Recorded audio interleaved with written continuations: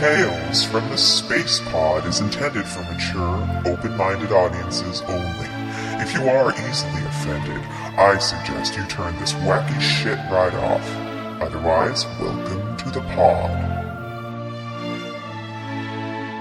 Well, I hate to start the show off on a serious note, but I guess it's best to get this part out of the way early. A couple days ago, Chris sent us all a text that kind of shocked our foundation. I mean, I guess I should say I'll speak for myself. It shocked me, too. And it took me a while to respond because I kind of didn't really want to, believe it. But then John Mark weighed in, and then Lyle, you weighed in, and then all of a sudden the gravity of the situation was made all too real to the Ronsters. So I'm just going to read the text from Chris himself, and I guess it's best you all hear this from him the way that we all heard it. So this is the text. It says, "Fuck, guys, I have to tell you something, and it's going to be hard." Then a few minutes went by, and then we get this next message. "I just really paid attention, and it turns out I wipe back to front, ... Oh, I am Adam Eagle." It's true, you guys. I had a fucking revelation. I'm going to let that set in. It wasn't good. But at the same time, I've done some, deeper digging, if you will. Some more, more research. All the names. And I really feel like you need to give this a shot because I think you guys are putting your nose down at this before you really understand the gravity. Well, gravity has a lot to do with it, actually. So does just good old inertia. And I did try it. I tried because I had to double check myself. Now, I think this is how you discovered that you were a back to fronter. We'll just call him an Adam Eagle. I'm an Adam Eagle. Well, listen, 9 times out of 10, you tell me you're an Adam Eagle, my response is, hell yes, bro. Hell yes. Mm-hmm. Not this time. This is the 10th. This is not the way to be Adam Eagle. Yeah, Adam Eagle, you got to talk like that. Oh, you guys are doing it all wrong. So I guess you want to explain yourself, Chris? I mean, listen, I appreciate the honesty. I've not fucking heard that in that tone since my dad found me looking at his Playboys when I was like 9. Reverse-wiped butthole just pucker. Listen, I appreciate the honesty, and I appreciate you fact-checking your own poop method. Yeah. But WTF, man. Okay, well, here's the deal. First off, I'm not cramming any kind of poop residue into my balls. Right? Prove it. Prove it in a court of fucking law under a microscope.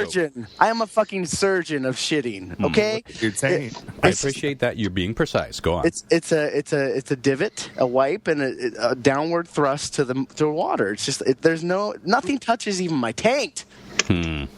Well, I tain't buying it because I agree with Chris. Yeah, no, listen, this is too. Back off your mic just a little bit, Chris. It's a little loud. Well, I'll back it off, back to front. No, John Mark, this too is a switcheroo from last week because unless I'm remembering. I didn't say anything last week. Ron, back off your whiskey, buddy. Okay? You didn't say either way. No, I didn't specify. I can neither confirm nor deny. So you hadn't done the homework. You couldn't. I just want to say. Oh no, I full well knew. I just didn't say anything. You son of a bitch! You fucking coward! I was letting Chris take the fall. Wow. Yeah. I don't know, man. It's. It's not as bad as if you were a female. I mean, when you have another hole to worry about, you got to be extra careful. But as I mentioned in the last episode, poopy balls is a chump's game, son. You got a much higher. I can definitely tell you that my balls don't have poop on them. So I believe that.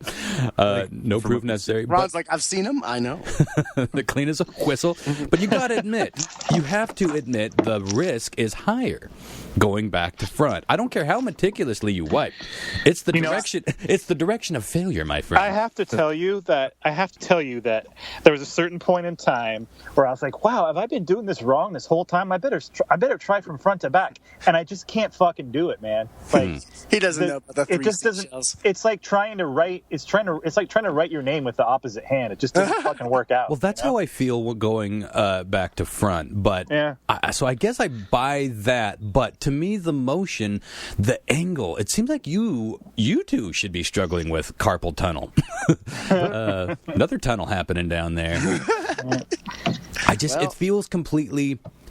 I just wrong. can't grasp the idea of standing to wipe for some reason. Yeah, this episode has gotten so many people fucking talking. I wish I could hear people when they're listening in their cars and they're like talking to their friends and their spouses. It's not a full-up stand. It's just, you squat off the seat. All right, well, I'm gonna try to reenact. Direct me. Okay, so I'm done. I've taken my shit. You finished. You pull your ass up off you the just seat. okay. You just kind of like a half squat. Yeah, you reach for some toilet paper. Okay. You remember you were folding. Oh yeah. Okay. And you get it done. And then Yeah. Now wait a minute, Lyle. Are you saying that you are more of a leaner than a stander? I'm not going to stand up with my legs locked fucking straight up.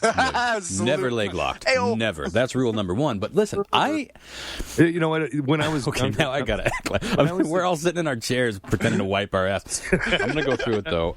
That's about the truth of it all. When I was a kid, I used to sit down on the toilet, like lean a cheek and try to wipe. And then the older I got, the harder it was for me to do it. So I just stood up. I just went through the motion, and there's no question. I stand up. Yeah. Like you lock your knees. I don't know. I'll tell you next time, honestly, if I lock my knees. I might get close to locking. You should probably periscope it. We should periscope. Oh my God! Downscope! I guess it's kind of classified more as a low squat. No, boy, I don't know. I feel like we can get past this, but there's a lot of hurt right now, guys. A lot of hurt, a lot of confusion. My world has been rocked, and I'll never wipe again without shedding a tear for my backwards homies. It's a different world now. Well, you know, the thing about world. being able to stand up is that you could reach over to the sink and put a little bit of water on that toilet paper. Yeah, well, that's what a hobo would do if you can't, get to the store and get yourself some wet wipes. Some wet wipe. I've been living It's better off. than like digging it into the toilet water and trying to do it. Sure. Yeah. So I guess. Well, ladies and gentlemen, this is the final episode of the Spacepod. yeah, it's done. It's been fun. It was fun. done. It really was fun. Let's get moving on to some news. I came across this story recently about lots of silly ways that we tried to fuck with the Nazis during World War II. Things like insinuating that Hitler had a small penis in like periodicals and cartoons. It's 9 inches if it's 3. Sending fake invitations. This one cracked me up. Sending fake invitations to parties so that they'd get there and just be embarrassed when they couldn't get in. These are all real things that our government came up with, and a lot of them they actually employed, just to demoralize them in any way they could. And this was at the height of the war. So one such little gem was to airdrop tons of pornography onto Hitler's bunker. Now, I think I heard this one. their logic isn't quite as crazy as it may seem at first, but while the Allies would have loved nothing more than to take out Hitler during the war, they were struggling with the idea. First of all, just getting a clear shot was difficult, but also they had this real fear of making him into a martyr. This is always something they got to talk about when we're thinking about, do we take out Hitler? Do we take out Saddam? Do we take out Gaddafi? All these people that at one point could have started a revolution by killing them, But this was at the height of the war again. So the idea behind the porn was that some American psychologist theorized that part of what made Hitler Hitler was that he was incredibly prude when it came to all things sex. So he thought, well, let's surround him with images of sex, and maybe he'll just lose his shit and run out of the bunker, or even better, he'll kill himself by being driven crazy with something that he can't process. This was really what was being discussed, folks. I think he had really bad mama issues too, right? It's hard to say Hitler Freudian. and issues together without laughing. I mean, it's like, I guess it goes so fucking deep on so many levels, but yeah, he probably had just about all of them. He must have, right? But anyway, so they began to scheme about how to best do this. And like I said, they settled on the idea of an airdrop over his bunker. But an Air Force colonel thought this plan was fucking retarded. So he straight up fought against it, saying, this is incredibly dangerous. This type of air mission, we got to get super close, super low. Our porn rations are super low at the This is moment. fucking WW2. What are we going to whack with? This is top of the line German stuff. That's silly Bavarian shit with animals and barnyards and stuff. He threw a fit though, and he just refused to go along with it, which could have gotten him in a lot of shrub. But ultimately, they abandoned the idea, and they just distributed the porn to the Allied soldiers in the field. But I thought that was an interesting story. Just when you think you've heard every wacky WW2 story, Porn Drop, Operation Porn Drop, was almost in full effect. What you got? Oh, actually, speaking of world wars, tonight's Monster of the Week comes straight out of the sea battles of WW1. This, not to be confused with WW2. We would never want to do that on this podcast. Like, we're experts. This is the tale. Travel and or together we are travel and or educated. How about that? Put that on a fucking t-shirt. This is the tale of the U-28 sea crocodile. Chris, you're going to love this one. The British steamer Iberian, I believe is how you pronounce that, was cruising off the coast of Ireland when it was attacked by the German submarine U-28. The Iberian tried to flee, but the submarine pursued, firing shells and torpedoes, and it took a couple of direct hits. So the Iberian just sort of tipped up, did its thing, sank. You've all seen the Titanic. When these things either break in half or even if they sink whole, it doesn't go down flat. One end pops up. The sinking would have been all but forgotten if not for an article the U-28's captain, Baron von Forstner, wrote for a German newspaper in 1933, well after the war. In the Baron's account, he stood on the submarine's tower and watched the steamer sink. Now, about 25 seconds after it disappeared beneath the surface, there was a large explosion. They assumed that this was caused by the ship's boiler detonating. Yeah, but this, what's that? Cold water in the boiler, yeah. But this blast threw a mysterious sea creature clear out of the water. No. What? No. He described the animal as being 65 feet in estimate long. No. And crocodile in shape, with pairs of strong front and hind legs adapted for swimming, and a long head that tapered towards the nose. Giant fucking sea crocodile. Now, according to Barham, the creature was visible for about 10 to 15 seconds at a distance of about 500 to 300 feet in bright sunshine. Kind of like Wild Coyote. Mm-hmm.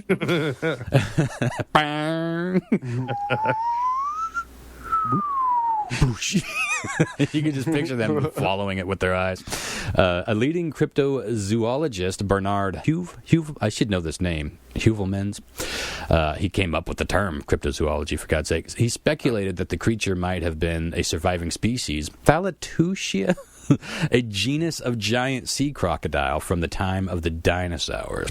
In spite of 7 other crew members saying they saw it too, the creature, when it shot across the bow, their story wasn't given much credence in the mainstream, but it's thought to be one of the most credible sightings. I mean, yes, these were the Nazis, but they have just as little reason to make this shit up, or just as much reason. A lot of people said they all made it up because they're bored. Giant sea crocodiles. I would watch the shit out of that on the Sci-Fi Channel, but what a fucking sight. I mean, first of all, you're just sitting there. Sea crocodiles versus Nazis. Bring it. Oh, bring shit. On the moon. Nazi crocodile versus Sharknado, yeah. Yeah. Nazi dial. But this time, they've gone too far. Who was that doctor? Dr. Mengele. He would have taken like the strongest Nazi Razzler and sewn his torso to the body of a crocodile. Nazi dial. I'd watch them shits. First of all, you're just sitting there watching the ship you just torpedoed carrying its entire crew to a salty grave out in the middle of the sea. That's already an intriguing sight. Then you see a Guldern dinosaur fly across the horizon. I say it all the time, man. War is wacky. If I had a nickel for every time. Wacky. Crocodiles are like the first, the closest thing, species that is around today that's been around since the dinosaurs. So yeah, it's not that far-fetched, really. And sea crocodiles were once a thing. Somebody, I think it was Moses, who's going to be joining us later for a news quiz, one of our listeners. I think he posted a graphic earlier today on Facebook showing how insanely deep the ocean is, and they start with the top layer, and then you go down to where there's still sunlight shining, and you're well past the Empire State Building in terms of depth. And then it just keeps going and going and going and going, and you see how little we have actually seen of that black, deep, dark ocean where they don't even know if life exists. They got like little fish with fucking headlights and shit on them. Yeah, that stuff is down there, but we haven't gone much further than that, and there are spaces much further than that. So the thought that something prehistoric could still be down there, fuck, even to this day, just lurking. There could be. I mean, seriously, we talk about it all the time on the show. It is true that we know more about space, not outer space, but we know more about space than we do in our own fucking ocean. That's a cliche for a reason, because it's true. And the thought of giant fucking crocodiles down there, that's interesting. Or any dinosaur, you know? Even these deep lakes like we got here in Lake Chelan. There's a lake legend not too far from here called Ogopogo, one of the most famous. But Lake Chelan has one of its own. Speaking of Lake Chelan, Chef Gordon Ramsay is in town, and he's been posting tweets and stuff from the docks of Lake Chelan. They're doing an episode of Kitchen Nightmares or Hotel Hell or something like that. Yeah. What the hotel is? You know what hotel it is? The Riverview Hotel? Or no, Lakeview. Grandview? Lakeview. Okay. Yeah, Did I stutter? No, I may have got the wrong word, but I didn't stutter. Pretty sure it's Lakeview, but don't apparently I had a friend that was up there over the weekend and watched it. Like he was participating as a patron. Yeah. Well, it's been interesting to see. I saw a casting call for a Fox reality show on Craigslist when I was just scanning the ads, but it didn't say what show.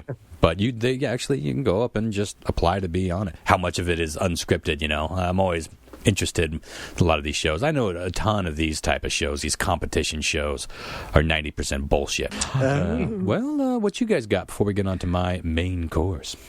I just sent you guys a clip to a YouTube link here. A link to a YouTube clip. And get that proper. Thank God I found this. I found this equally parts disturbing and fucking fascinating. This is one of those parasitic worms that has zombie-like... what is the word I'm looking for? Powers. It can control its host. It can control its host a little bit. Does that make sense? Yeah. So we'll get to about we're looking at a mantis. Praying mantis down on the ground, and someone's spraying it with something or other. It's dying. They're killing it, technically. Yeah. 40 seconds in is where it gets interesting. Okay, we're right at 40 seconds. And I feel like something's going to jump out and go, ah! That's worse. Okay, and this doesn't freak you out. This doesn't freak you out. It actually, like I said, equally part. Ooh! Oh my God! This is right out of a fucking science fiction show. Okay, so the mantis is, for all intents and purpose, dead, belly up, and there is a stem, black as sin. Oh no, it's forked off like a fucking snake tongue, sliding out his belly. It's already the same size as the mantis. Yeah. Slithering out of its ass, it looks like. Holy shit, it just keeps coming out, and it's it's twice as long as the mantis, slithering around on the pavement, and it's got sharp pointy ends. Although I haven't seen the other end. I don't know if I want to see the fucking other end. Oh, crap. Okay, he's still coming out. Holy shit. An alien? Yeah. What is this parasite? It's I'll post the link to the article, but it's a parasitic worm. Oh, there's his head. Now it is just a giant fucking worm. It's evil looking though. It's black and pointy. And it's nimble. Doesn't it seem like it? Look at the way it rides. Oh, I would love to see like an X-ray of how this fucking thing was piloting that. Yes. Like how it was even all folded up in there. Oh man, that is fucking fascinating. Right? That's some fascinating nature. It's creepy and gross, yes, but it's fucking fascinating. That thing. It looks alien. It looks alien. Anybody who has seen The Hidden, yes, this is the real world version of the fucking Hidden. Mm-hmm. It's like Venom. I can't stop looking at it. It's making me sick, but that is fascinating. Like I said, equal part fascinating and disturbing. Yeah. Well, tune in next week. I'm going to go kill myself. Speaking of worms and killing myself. As a worm crawls out of your carcass. Well, my dog's got worms. And, Leah discovered a while ago, and I did an over-the-counter treatment, but it didn't take. And my vet said, that's typical. Well, sometimes they just don't take, or you got to do so many treatments. So just come in and get some of the good stuff. But I saw one the other day. That's how I knew it wasn't gone. It was like a 3-inch. It didn't come out in the shit. It came out with the shit. It was traveling along with the turd. Now, it's not an actual worm. It's the shedding of the worm, right? I don't know how it is in dogs, but in cats, it's like these tiny little. They look like rice nuggets. This is there's different kinds. This one looked like a 4-inch long spaghetti noodle, and it slid out and immediately curled in the cold and tried to slither away, but quickly died. And I looked it up, and I can't remember which. There's roundworms, tapeworms, ring. There's all sorts of different worms. It wasn't a tapeworm. It was one of the other ones. But even the vet said it's kind of odd to see them that fully grown popping out. So we got to get that old girl taken care of. But it was troubling. My dad had a dog who had a tapeworm, and those get long. Those can be as long as your intestines. Yeah. So, which I think in one of our episodes somebody said it was like miles long or something. I can't remember. But I think this one was like, I want to say it was like 15 feet or something, where you take the medicine to kill it and then the dog shits it out. But sometimes they need a little help because it's fucking long. No. By the time it starts poking its head out, you have to gently tug it along. No. It's the same type of thing. It's a parasite. It lives in you. Ew. Yeah. But it is true that some people take tapeworms to get skin to be models. Well, to be skinny. It eats some of your food. It makes you not as hungry. And I don't know what the downsides to having a tapeworm. Symbiotic relation, no big deal. Mm-hmm. Scratch my back, I scratch yours. Keep me thin. Keep me fed. Where can I get these? Mm-hmm. John Mark, what you got? Are you driving, by the way? I am.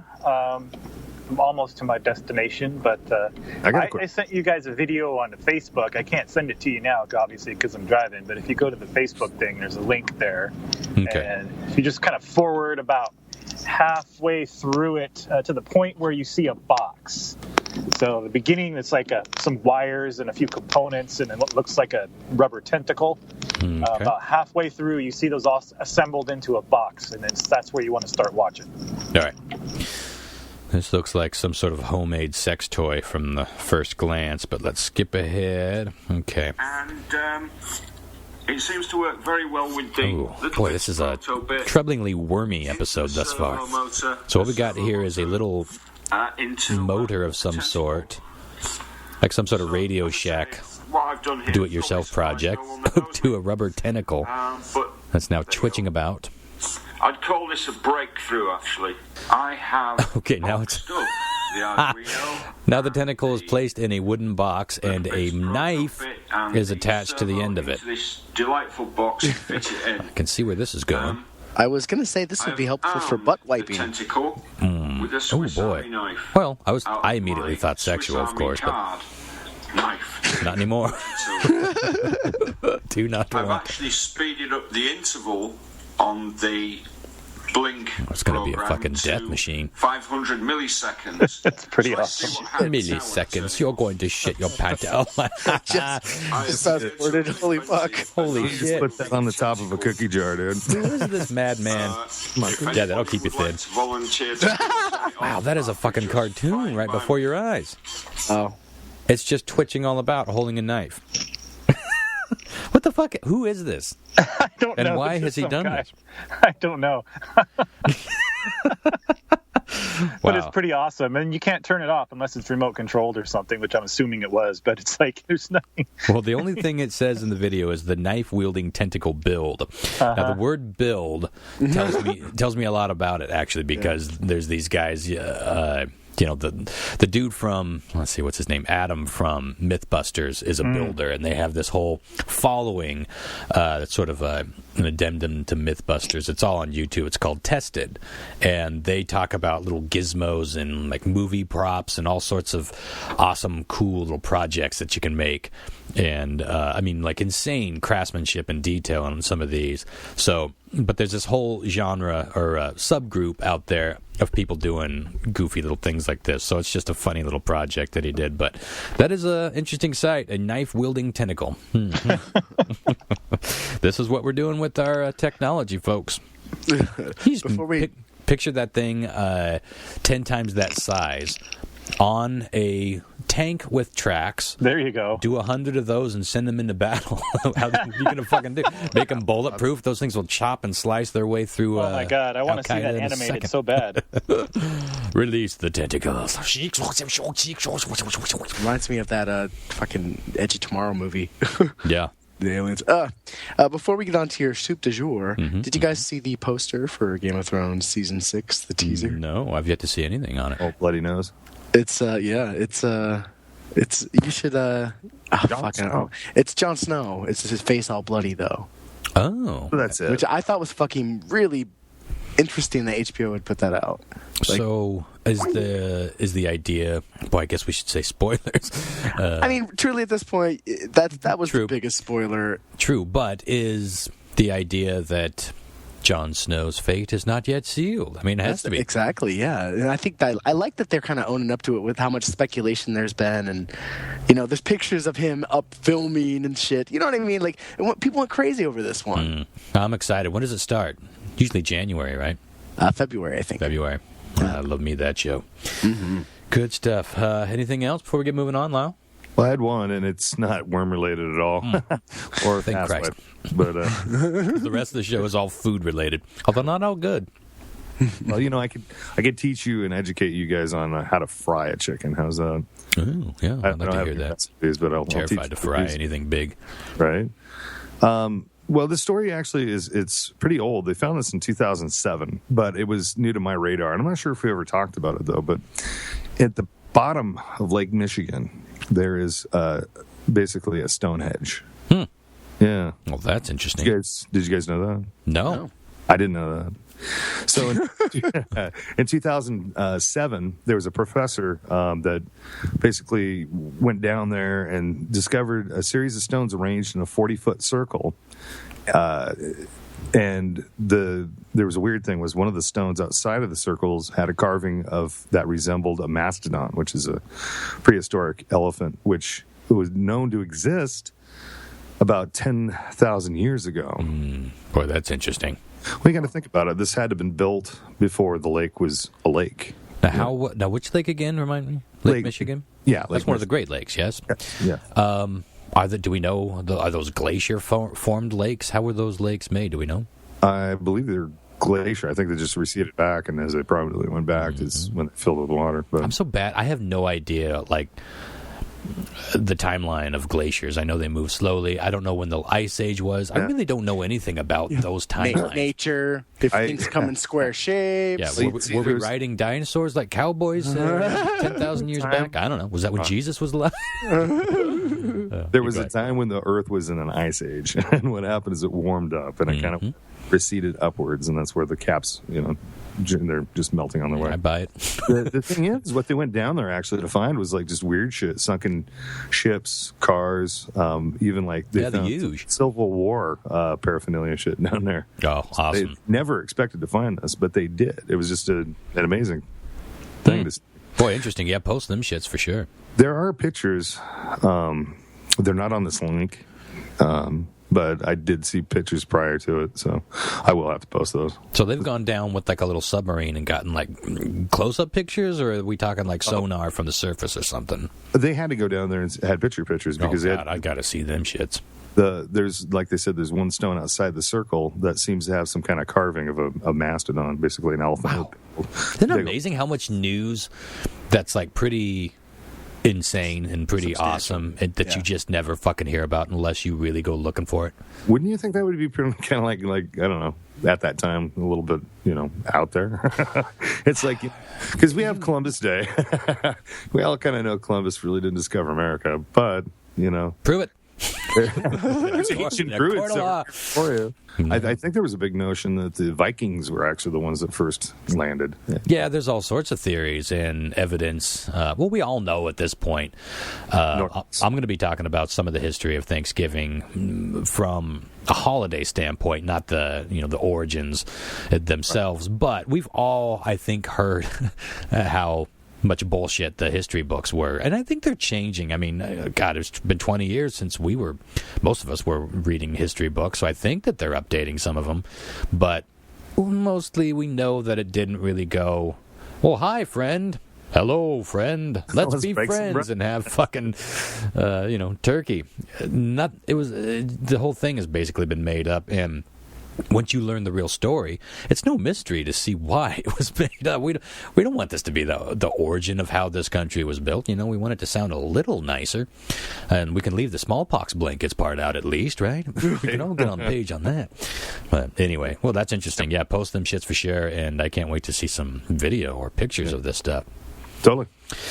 Well, as I said, with Thanksgiving this week, I thought we would feast on some rather tasty and some not so tasty food-related tomfoolery, or tomfoodery, I should say. Oh, boy. No, I should not say that.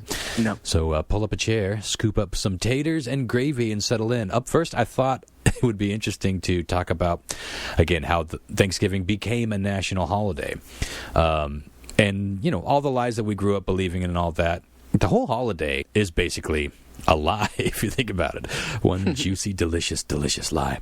For what, marketing? Well, kind of. That does go into... that probably has more to do with anything, honestly, to how we ended up there, like every holiday. Well, kind of like Halloween. I mean, if you really look at the roots of Halloween, it just... Yes, where they start versus where it ends up. Mm-hmm. That's true with pretty much any, especially American holiday. It's funny, a lot of the European or the Celtic holidays, they stuck a little... I mean, they're not still doing sacrifice and shit, but they don't seem to have morphed those quite so far towards blatant commercialism like we have here, although it's tough to judge. I'm not living over there. But I was curious about how and when Thanksgiving actually became a recognized national holiday. And it really wasn't all that long ago. You know, most people think it was Lincoln that started it, but he really only had a hand in putting it on the books. But in the 1820s, a magazine editor named Sarah Josepha Hale, who also happened to pen the nursery rhyme Mary Had a Little Lamb, interestingly, she had a campaign going for years and years in her magazine, and she would get readers involved with it, writing letters to the White House and legislation saying it's time for a holiday, a national day of thanks. And this was all headed up by her, and finally Lincoln heeded her request. And yet it's Lincoln who often gets all the credit, but really was calling for a meal of Thanksgiving to be held on the fourth Thursday of November, but it was just sort of a generic, let's be thankful for what we have, for we may lose it tomorrow, getting our shit blown the fuck up. Not really tied to pilgrims, and later on, FDR actually changed the date to the third Thursday of the month, solely to allow for more time for holiday shopping leading into Christmas, which I found interesting. I mean, of course, it makes sense. FDR would be looking for any way to stimulate the economy during the Depression. And a lot of people say, well, World War II ultimately played a huge part of getting out of the Depression. And of course it did. I mean, that got the factories going. We needed people to build the giant bullets to build the fucking, all of that. War is a very bountiful enterprise, shall we say. But anywho, still, that seemed funny to me, but eventually that caused some people to complain too, so they settled on it being the last Thursday in November, but it took Congress getting involved to finally settle on that. Now, there had been informal days of Thanksgiving throughout history, going all the way back to those first fabled dinners that we hear about so much. But again, mostly they didn't have anything to do with the Pilgrims or the Indians or even a kind of dinner in general. It was really just a mixing of revisionist history propaganda and, like Lyle said, commercialism that finally honed it into the billion-dollar industry that it is today. Turkeys came much later, by most accounts, and now that alone is a huge industry. Same with stuffing. I mean, how often do we eat these? Turkey became popular with deli meats and all that stuff, but really, in terms of buying a whole turkey, once or twice a year at the most, and that didn't happen until we were told this is the meal that you want to buy for Thanksgiving. We really are chumps. I was listening to Adam Carolla earlier today, and the guy that does Adam, it's a different Adam, he does the show Adam Ruins Everything. He was talking about diamonds, how it was, we think of the diamond as being like a long, treasured way of proposing to the one that you love or showing somebody that you care. You got them the diamond, that means love. Well, that really didn't get going until the early 1900s when De Beers, one of the biggest diamond companies, just did a marketing campaign saying, this is the way to show the one that you love them, by going out and spending a shit ton of money on this diamond. They started the entire idea of putting diamonds on engagement rings that we all think, well, that's just how you do it. And that shit just stuck. Yeah. You know why? It's like one of the most successful marketing campaigns of all time. That's all it is. Go ahead, Lau. Because diamonds are forever. They're fucking forever. You can't argue it. Prove me wrong. Prove it. That's my new thing, and I can't stop saying it. But interesting to think that, these foods are in some cases they solely exist for this one holiday, at least on that widespread of a level. But anyway, interesting. That's a quick and dirty rundown of how we got to where we are. And it's the 40s. Again, this doesn't go back all the way to the birth of America or even, 200 or 100 years ago. And it wasn't even... None of it was related to the T-Day that we all know and love. It was solely marketing. It was the turkey industry pushing the turkey. And that, again, with revisionist history, painting this picture of history that never was. And so we feel, again, marketing genius at work here. We feel an instant attachment to something. We feel like a kinship with something that feels time-honored. You know what I'm saying? That's exactly what De Beers was able to do with diamonds almost immediately. It's like, oh, yeah, it's tradition. I got you that diamond necklace last year. I got to get you one for our anniversary or for your... It's immediate tradition. Well, this was almost overnight. In the 1940s is when you started seeing more of that traditional... And really, the 50s is where the whole turkey and the cranberry and the durkey onion casserole... These are new traditions, and the candied yams, those are those recipes are classic 50s. In fact, the two recipes that I'm going to be sharing with y'all tonight, sort of a twist on 1950s sort of junk food thrown together. I love that kind of food too. Anyway, in keeping with the tasty foodstuff edition of the Spacepod, on to the rest of the tomfoodery. Up first, some of the most well-known gluttons of all time. First, good old Elvis Presley, and it's sad that he became as famous for his appetite as he did his music, but I guess that's just American celebrity for y'all. But I was just musing a couple days on Facebook how funny it is to look at quote-unquote fat Elvis pictures these days. He just looks like average white guy weight. This really goes for all the classic fatties of yore. The Skipper, Spanky from Little Rascals, Babe Ruth, they all look fucking normal now. We're all so fucking huge. Yeah, go ahead, Lau. I'm pretty sure it was before the invention of a microwave. Yeah, when did the microwave come out? 60s, 70s? Yeah. Like fast food and shit like that. Well, 50s was where we really started going with junk food. That was where McDonald's and KFC and all those. But the drive-ins, you get your drive-in burger or whatever. But I think they kind of that era was the first of like frozen meals. Mm-hmm. TV dinners? Oh, I love TV dinners. Yeah. I have a weird affinity for TV dinners. The whole thing, their aesthetic, their name, the whole market. To talk about a genius marketing campaign, how can we take these shitty, tasteless, get loaded with sodium and MSG and horrible things for you meals that nobody wants in these foil packages and make them sell like hotcakes? One genius marketing consultant at Swanson said, well, what's all the rage right now? TV. TV's brand new. These things are sort of in the shape of TVs. Let's design the package to look like a television set. Call it TV dinner. We'll have a hip atomic age family on the label eating on their TV trays, which was a new invention, in front of the tube. And everyone went apey for it. And it was all the way up until the 90s that they were called TV dinners. Now everybody eats in front of the TV, if you look, that is what made people eat in front of the TV. You thought that you could only eat a TV dinner in front of the TV, and then people got wise and like, wait a minute, we don't have to eat this shit. We can make our own TV dinner and put it on a TV tray. Well, all of us have grandparents that had TV trays. You remember those? Oh, yeah. You keep them by the recliner. You set up TV tray. I looked everywhere a couple of years back for a cool set of retro TV trays. I still am looking. I can't find the right ones. Go ahead, Chris. Somebody brought a set of those to Extra Life. They were immensely helpful. They're fucking genius. And why doesn't everybody... Now you can put your laptop on them.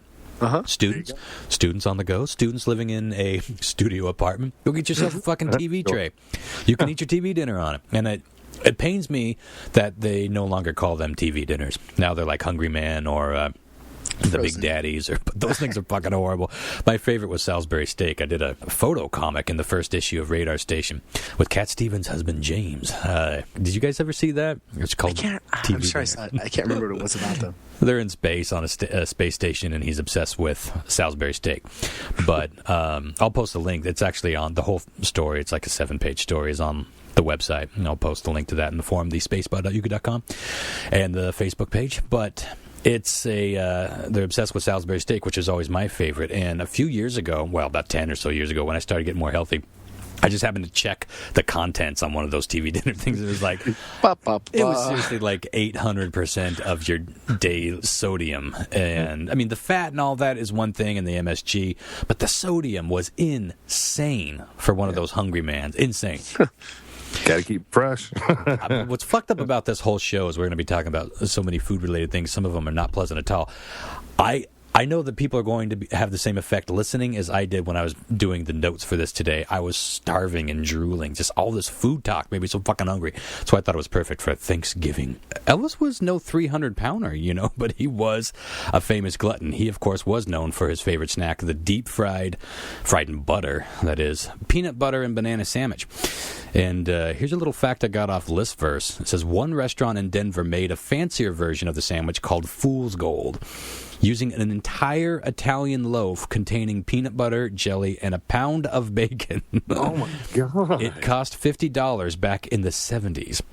One night, Presley had a craving so bad, he took his entourage to his private jet, and they flew from Memphis to Denver so that he could eat some Fool's Gold to satisfy his hunger. The cost of this food run was around $16,000.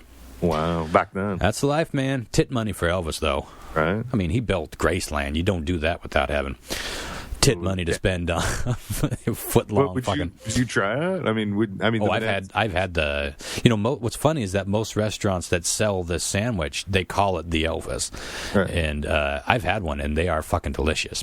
I've never had one. I'd like to try one. It's not everyday affair. If you like peanut butter and you like bananas, just imagine that deep fried in butter. It's fucking amazing, actually. Dude was onto something, but, he would sometimes eat between 10 and 20 in a day. He had a fucking... the dude should have been huge. If he wasn't on so many methamphetamines, he probably would have been. King Henry VIII was also a known fan of the insane meal. He apparently would invite others to gorge with him, though. He liked to watch other people shove their fat faces. As somebody who cooks a lot, I appreciate watching people enjoy my food. It's a sort of a... I wouldn't say get off on it, but it warms my heart to see the fruits of my labor being shoved down their gullet. Why, that sounds filthy, doesn't it? A little bit. Shove my fruits down your gullet. Wow. They even had to extend the royal kitchen for King Henry to 55 rooms long to accommodate for his feasts that often included 14 courses. Wow. Lobster, venison, wild boar, pears, plums, and nearly any other fruit you can imagine, quail, and even porpoise.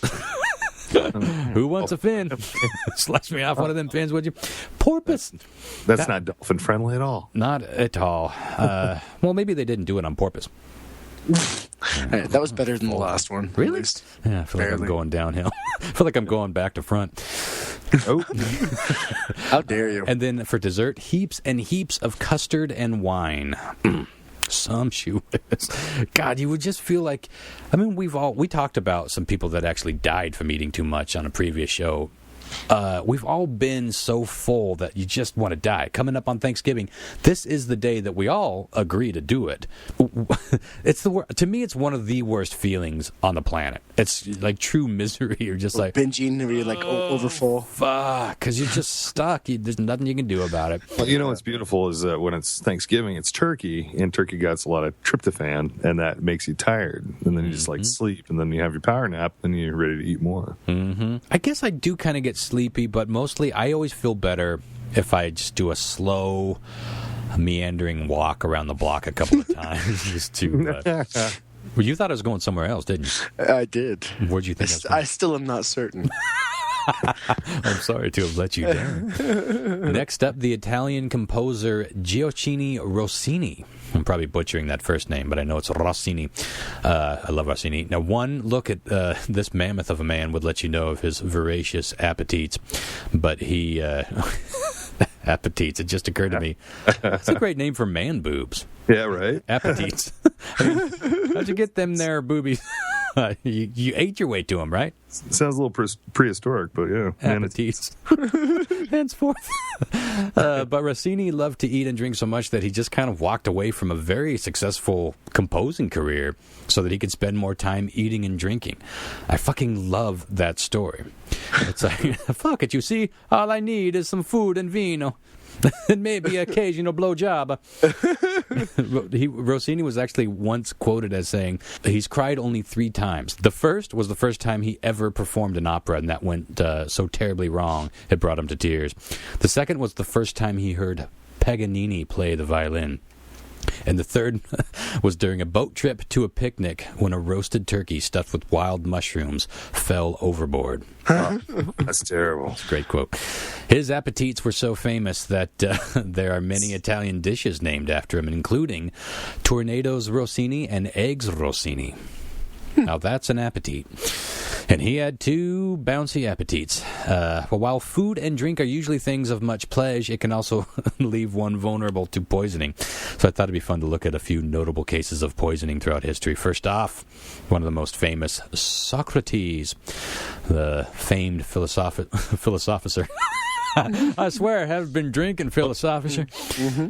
He was forced to drink hemlock as punishment for apparently leading the youth of Athens away from the government and away from the gods with his fancy schmancy philosophy.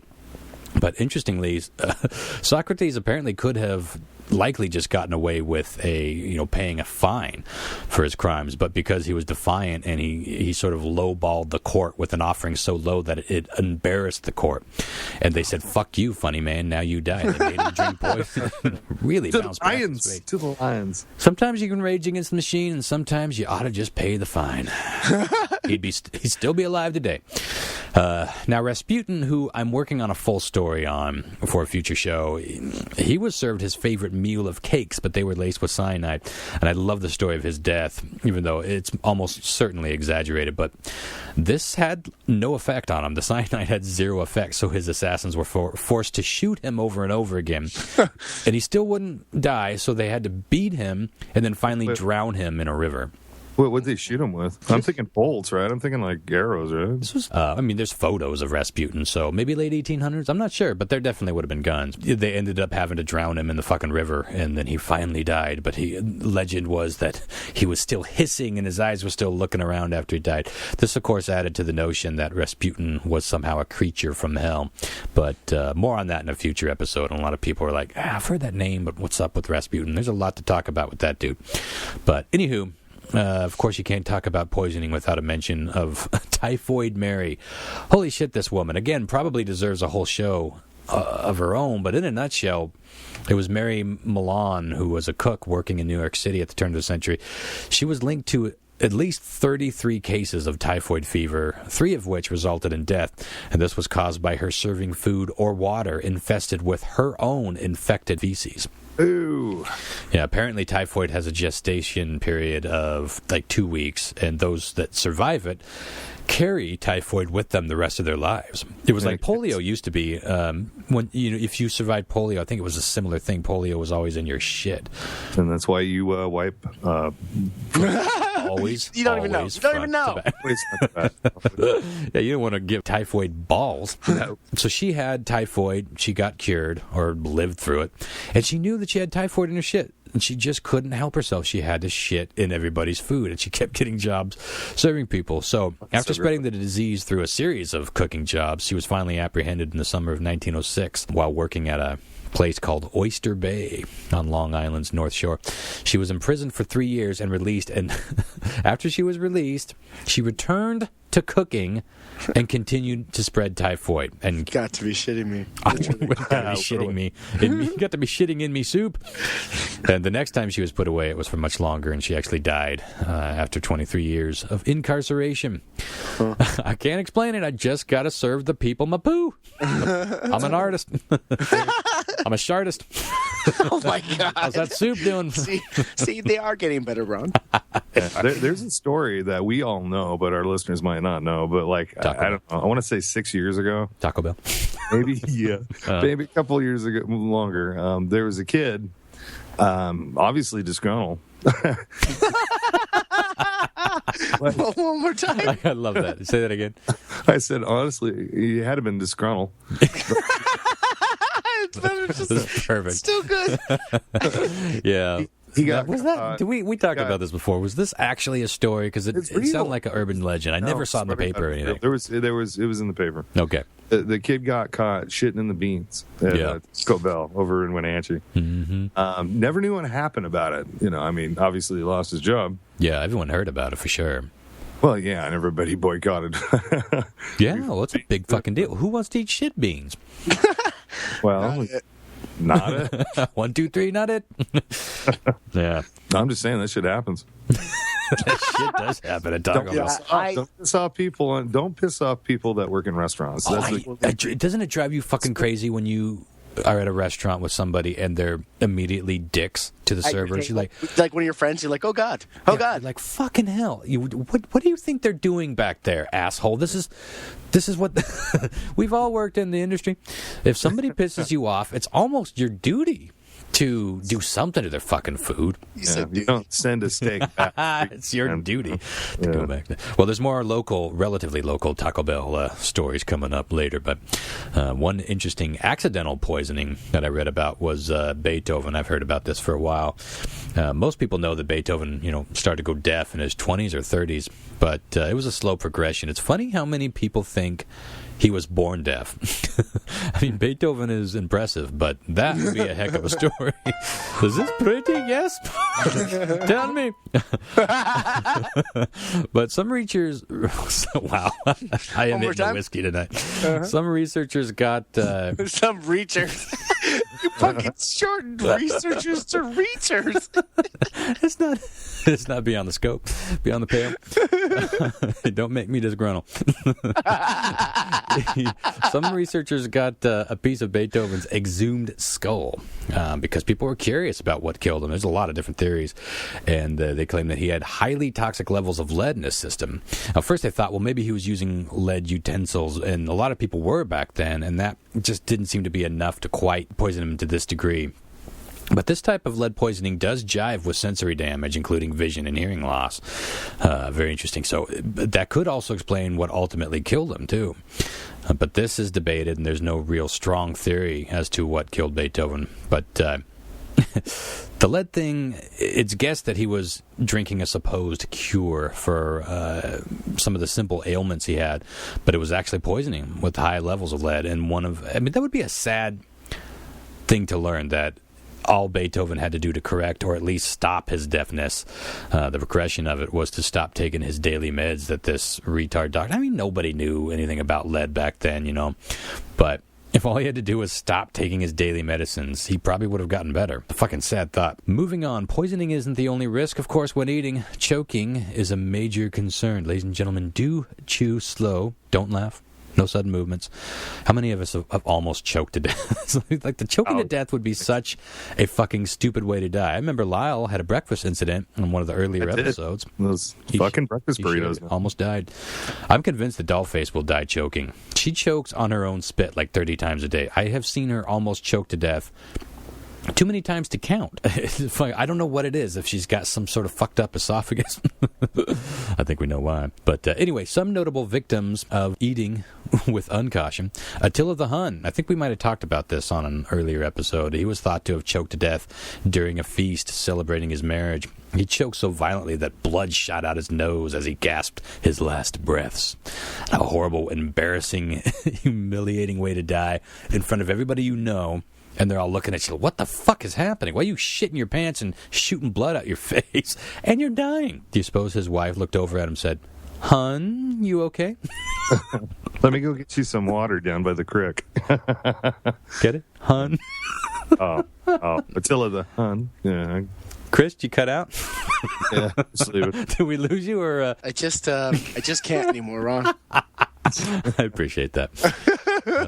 Musician Tommy... I've gone disgruntled. That's fair enough. That's fair enough. Musician Tommy Dorsey, I didn't know this till I looked this list up, had a strange poisoning death.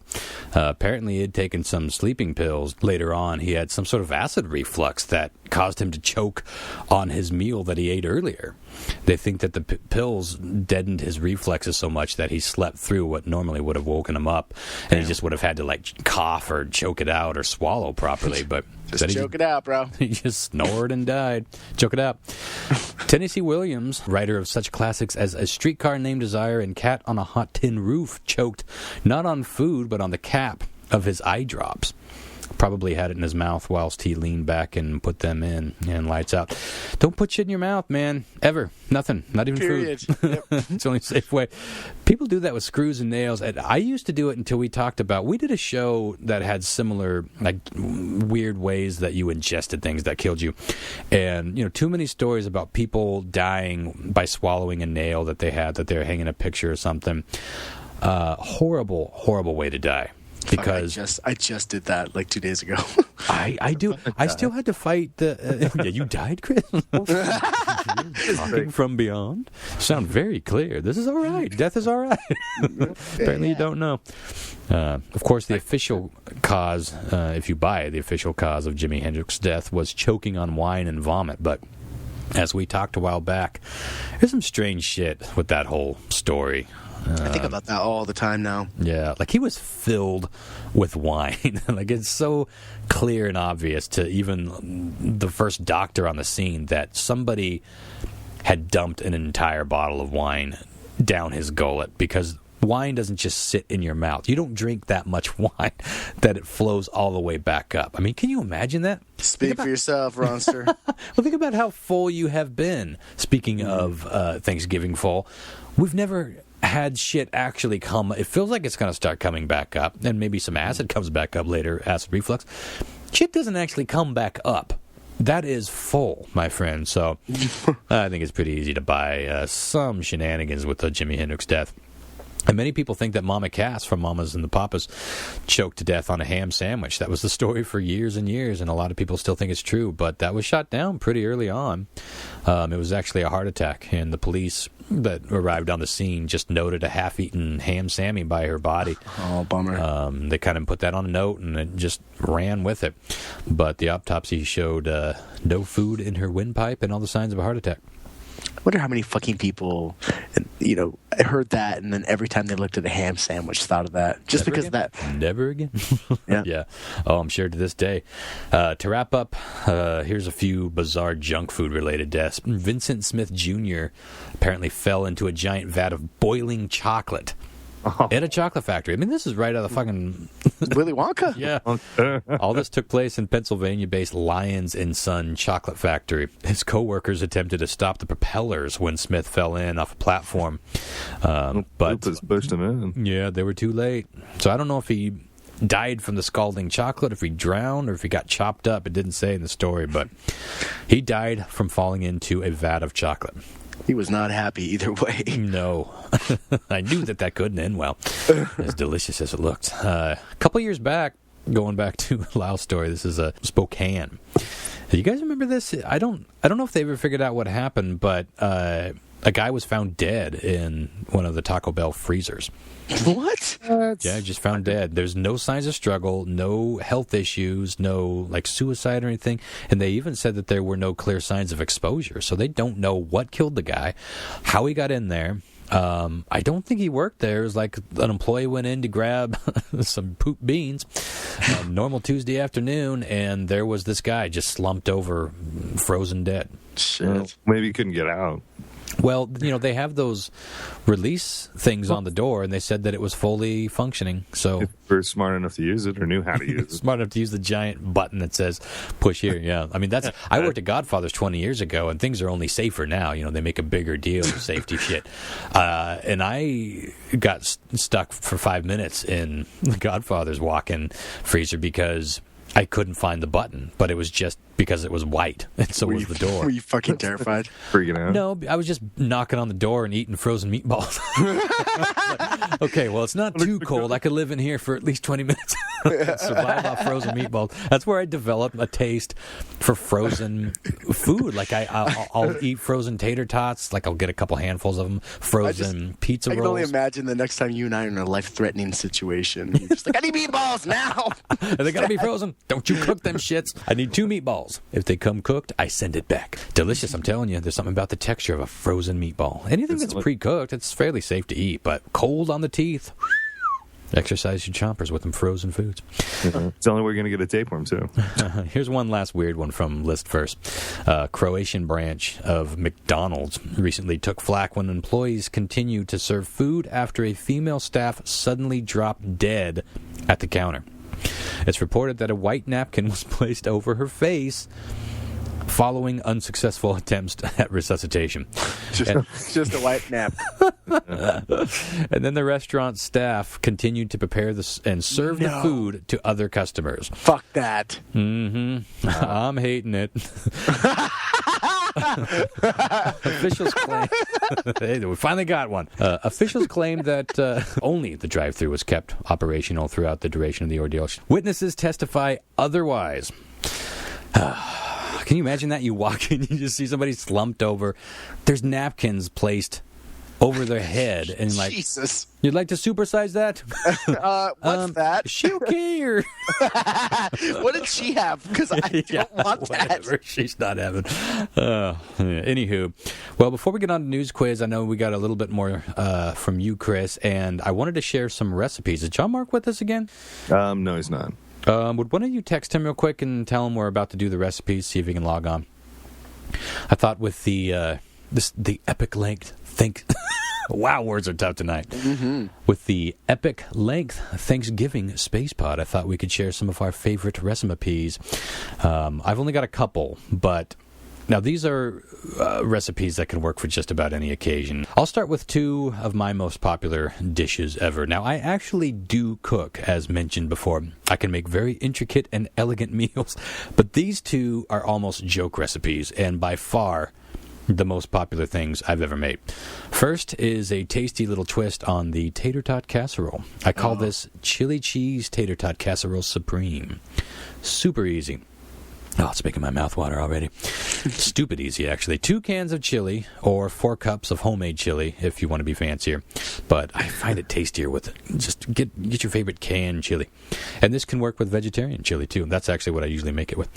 1 medium tub of sour cream, 2 cups of shredded cheese, and 1 bag of extra crispy tater tots. Get a medium or large baking dish like you'd make lasagna in, and start with the chili. Just spread it out over the dish, nice and flat. Then the entire tub, or less if you like, of sour cream. I like it saucy and sour creamy. Again, smooth, flat over the chili. Then sprinkle on 3 of the 4 cups of shredded cheddar on top of that.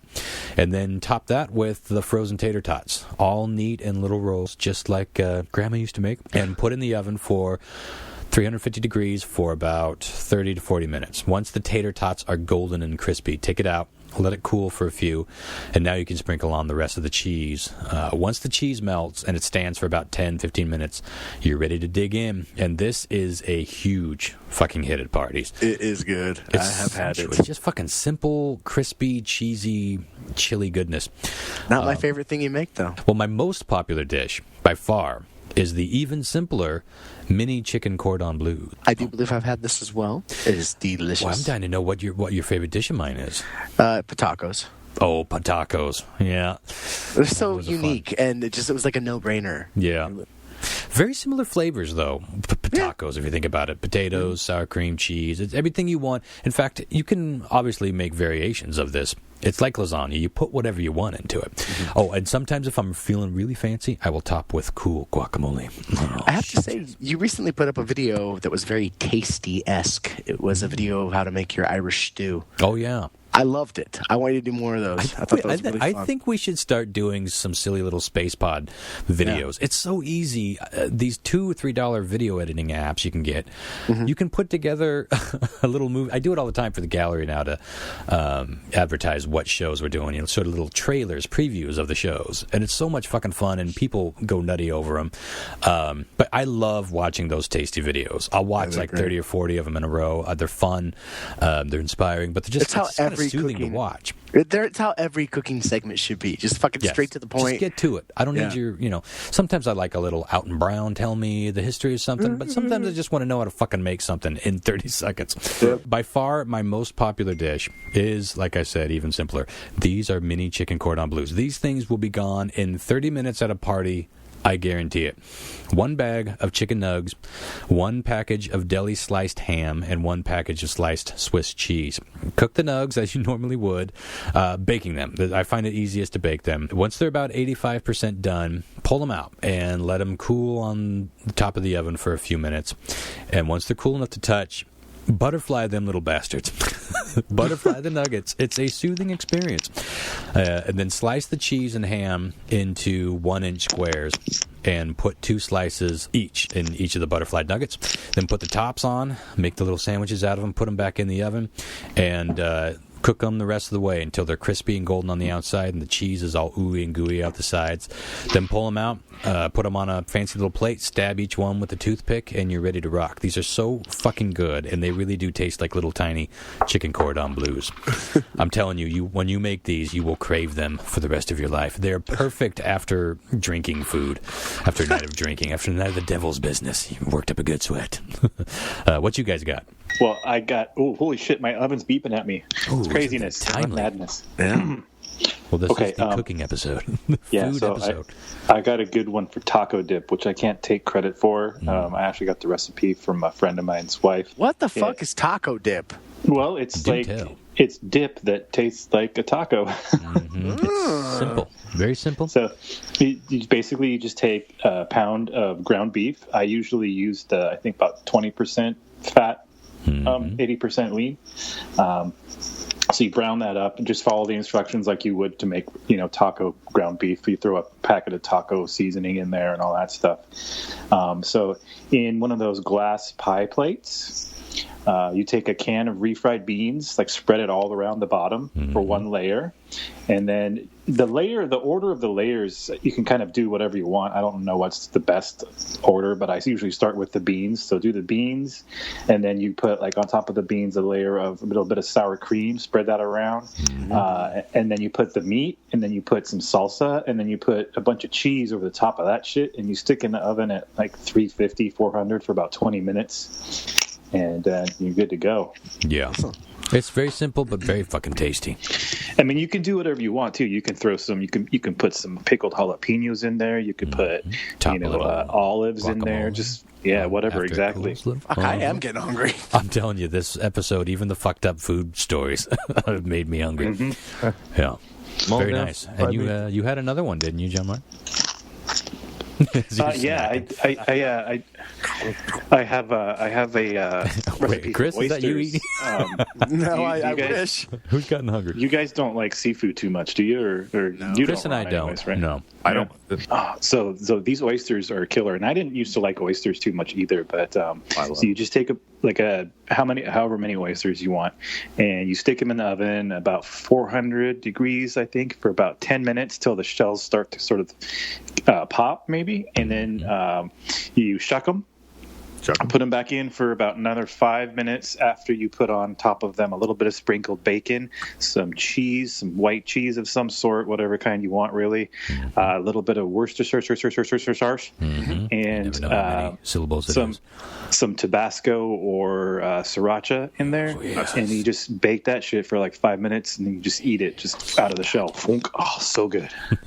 Oysters, I actually really like the smell of oysters, and it's one of those foods where I wish I ate it, but I don't know if I'm allergic to shellfish or just terribly, terribly unlucky, because I used to love shrimp, I used to love prawns and crab and lobster, and I don't know, I feel like I would probably like it, even though I'm really a texture guy and the texture is a little snotty for my taste, but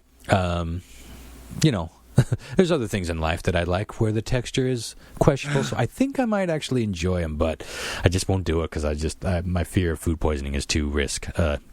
Wow, so risk. So much risk. Very fear. That's a barbecue spot. Wow. Mm-hmm. You can do that on the barbecue too. Yeah, well, Lau, you had some tips on frying turkey or chicken?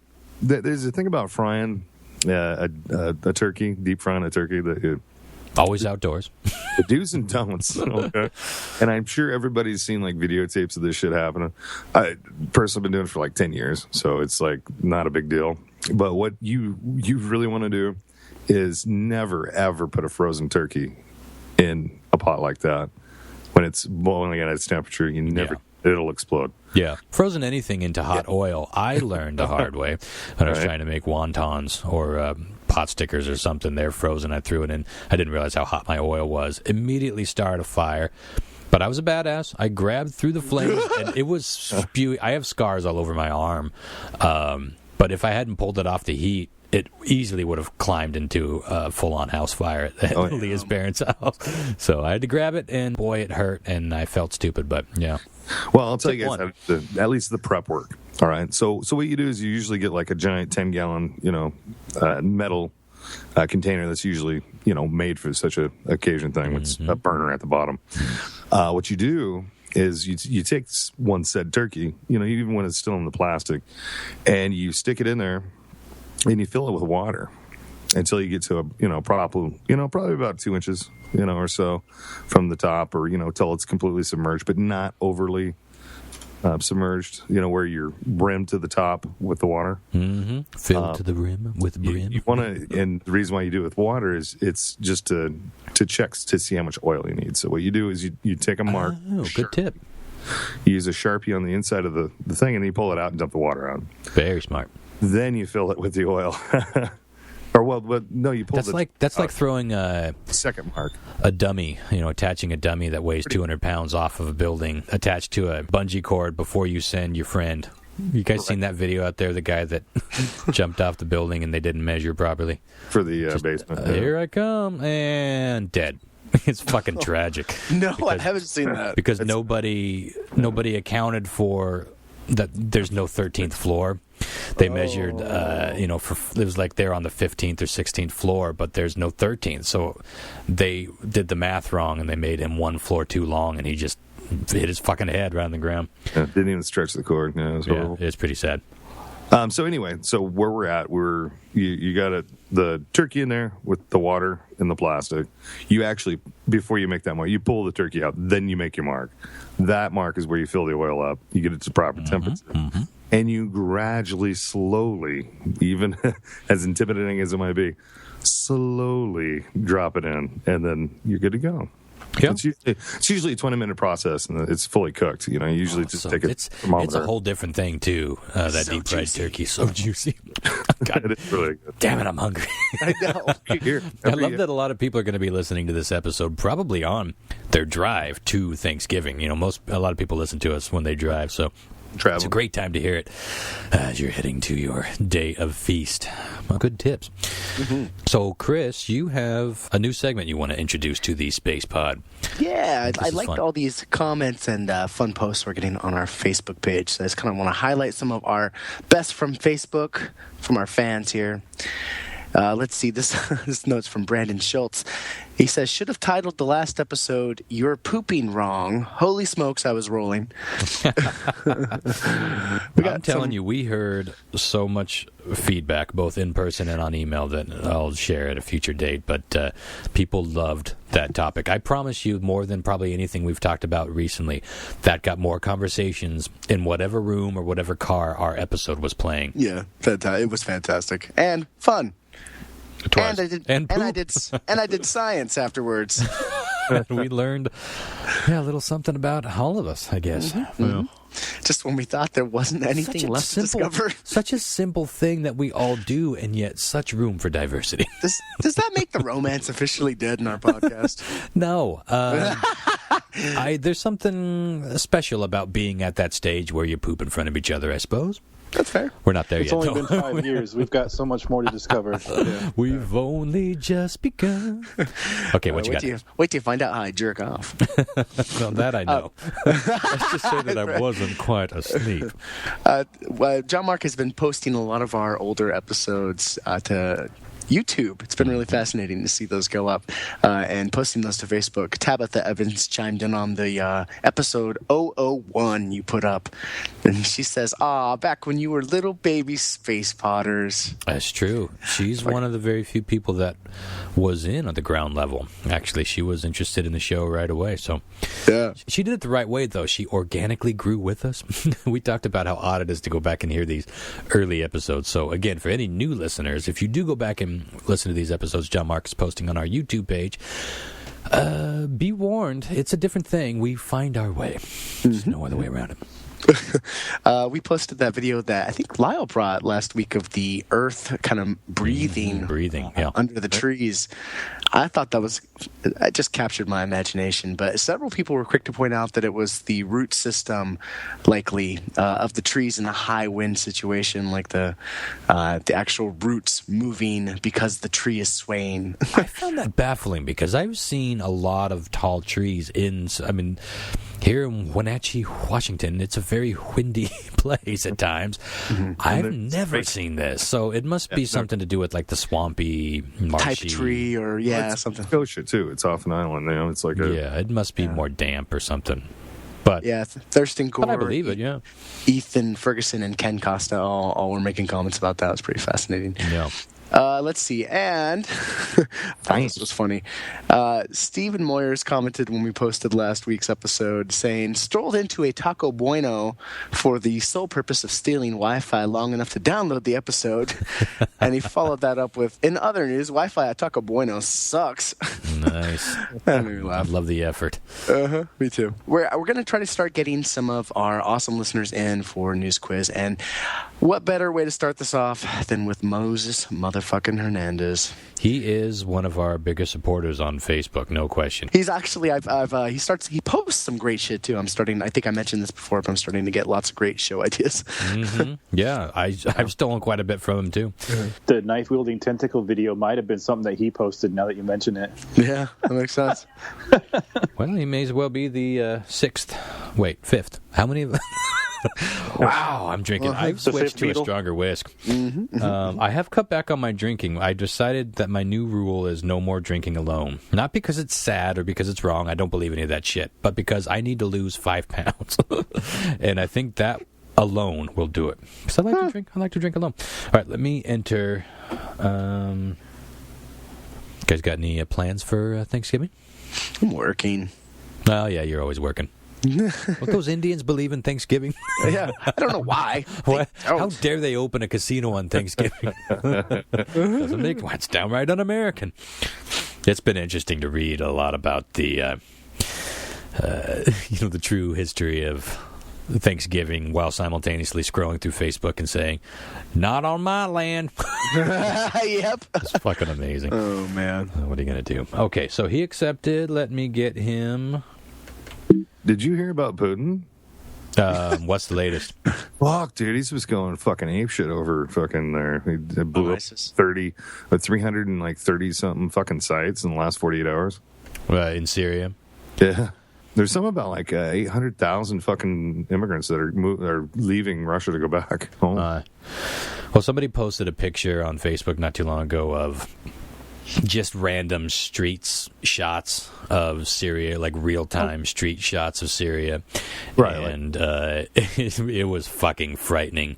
And it's like, this is what people are running from. And I think in the bottom of the meme it said, "You would run too." I'm like, yeah, I would run too. I would do just about anything I fucking can to be a lifetime away from that insanity. I mean, it's like a ghost town of destruction, brick destruction and chaos. Moses, are you with us?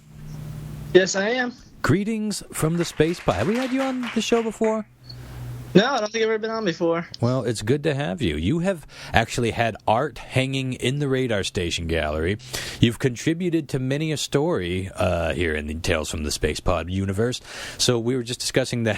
I think I said 6, but I redid the math. You are should be considered the fifth Beatle, as it were, the fifth Spacepodian, because whether we credit you or not all the time, we are always stealing shit off of your Facebook. Yeah. So I find a lot of weird shit. Thanks for that, by the way. Exhibit A, this podcast. So you are playing, so are we doing a radar stage for Moses? Is that what we're doing? Typical thing, or? You got anything special up your sleeve there, Rob? I feel like there should be something special. This is our big Thanksgiving episode. I'm looking around my room. What can I give away? Oh, you know what? Brian Toohey's latest book. I'll buy that and I'll ship it to you if you win it. Let's do a free radar station, and we'll do not the fixes in. I think more of our guests might be interested in his latest book, which is, I don't remember the name of it, but it's something to do with government. Remember, he teased it right at the end of the show. It's going to be a great read. Well, let's put that in. I love Plug our guest and a little bonus for Turkey Day. Let me tell you the order you're playing in and who you're going to be representing tonight. Oh, wow, whiskey. Roster? Yeah, go ahead. You are playing for Tabitha Evans. I figured that was only fair. Oh, it's only fair. That'll save me on shipping, too, There you go. if she wins. Lyle, you're playing for Brandon Schultz. Right on. Seahawkers podcast. Seahawkers podcast. If you're a Oh, my fan God. of It's Seahawkers getting or good. football, listen. Yep. Those guys are great. John Mark, you're playing for Thurston Gore, longtime fan. Long time. And then Moses, of course, you're representing yourself, brother. Represent. All right. In the event of a tie, Stephen Moyers is going to be going home with the prize today. See if you can part these seas, Moses. Oh, no. He's only heard that 300 times in his life. Today. The worst one was I keep getting one about a burning bush. Ooh. That one's always. Always beware of the burning bush, Moses. Try you could get that might cure that, but A little preparation H. Moving forward. In an article Moving forward to back, because that's how God intended it. Yep. Okay, wait a minute. Wait. Moses, since you are the fifth Beatle at this stage, we need you to be terribly honest. Front to back or back to front? Back to front. Right? There you go. Nature's way. What the You do fuck it is going? What the fuck is happening? You And do just it like the way that, God grab intended. it. What is All right. happening? I don't know. It just seemed more natural. Yeah, it's comfortable. God, okay, at this point, I need a full-on poll from our fans. I know a lot of people don't. A lot of people aren't on the Facebook, so let's get one going on Facebook. We'll also get one going on the forum, thespacepod.yuku.com. I need answers. I need to know. Please take your time to log on, ladies and gentlemen. This is for science and posterity and prosperity. This is the fucking thing that's going to push 90% of our fans to like us on Facebook. Like, you know what? I got to chime in. We'll be at 1,000 by morning. Okay, well, I appreciate your honesty. Wow, I'm really starting to think I got to give this shoveling into my balls a try. I don't get it, though. Yes, I got you. You know what? You don't shovel into your balls. That's your first fucking I problem. guess you're right, but still, when you could just shovel away and not have to worry about it. You know, It's the same. here's what you do. Just set up a little barricade at your balls, right? Little prostate dam. Like a safety line, Little you know? chode dam. Yeah, and then just go to town. Nothing can harm them Yeah, all right. until you feel safe, you know? I might do that anyway. I like the idea right. of separating the states. All right, go ahead. Question one. In an article posted on ifuckinglovescience.com, which is a great website, we learned this week that thanks to some new technology, firefighters from Dubai will soon be using this to help them fight fires. Mm-hmm. Is it I? Holy shit. Wow. Starting low in the alpha. Is it A, jetpacks? To fight fires. like fucking Bubba Fett. Boy, we don't it- get any more deets than that, I guess. Is it B, controlled weather fronts? Oh, wow, that's interesting. Or is it C, That's really interesting. Okay. Dubai firefighters will be fighting fire with motherfucking fire? Okay, well, we've been doing that for 100 years, but what else? Where are these people again? Dubai, come on, dude. Dubai. Well, they're pretty technologically advanced when they want to be. They got They got the world's tallest building now, don't they? Think so? Monster? We've been fighting fire with fire. It's called backburning. We've been doing that for a while. B is interesting. I mean, we're essentially talking about HARP, right? We're talking about weather manipulation to whip up a rainstorm. I don't know if that's ever occurred to me. And if it has, I've drank it out of my brain. But that is an interesting fucking thought. And a real interesting conversation in terms of moral issues. You know what I'm saying? Is it right to play God and manipulate the weather and cause a storm that could do its own destruction? Holy shit, that's interesting. Your powers for good. I gotta go with B. That's an interesting debate, if nothing else. All right, Lyle. I'm gonna go Metallica with it and fight fire with fire. But don't we do that forever? We've been doing that forever. Yeah, well, you know. Metallica's been around for 30 years, bro. Right. They just listen to Fire with fire. right? Do we still have John Mark? Is he with us? I don't think so. I think he had to Yes, feed. I am. Oh shit! No, son. he's gone. So John Mark. Well, if any, so in the future we're supposed to have jetpacks, right? And Sure. if any place on the Earth right now is rich enough to have developed jetpacks for any sort of practical use, I'd say it's Dubai.